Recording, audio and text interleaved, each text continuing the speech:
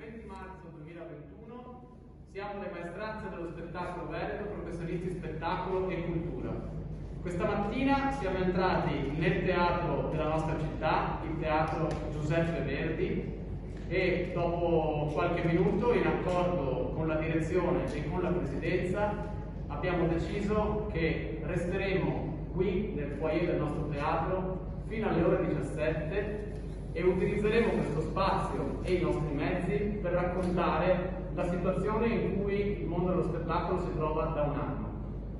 Racconteremo quello che succederà la prossima settimana, l'iniziativa The Show Must Go Block che avrà luogo sul Ponte della Libertà il 27.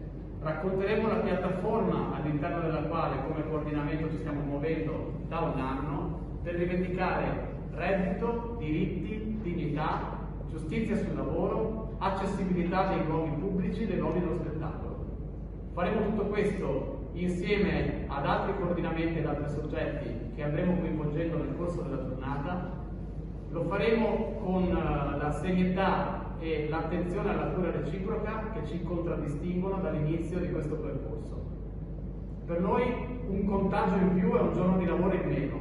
Siamo attenti in prima istanza alle norme anticontagio, tutto sta avvenendo nel massimo rispetto della situazione pandemica, pure però con la determinazione che una situazione di enorme difficoltà come quella che stiamo vivendo ci impone di avere. Grazie, ci aggiorniamo più tardi. Maestranze dello spettacolo veneto in collaborazione con il buon Giuseppe Verdi, siamo qui per noi e siamo qui per tutte e per tutti. A dopo! Ok. Aggiungiamo la parte sul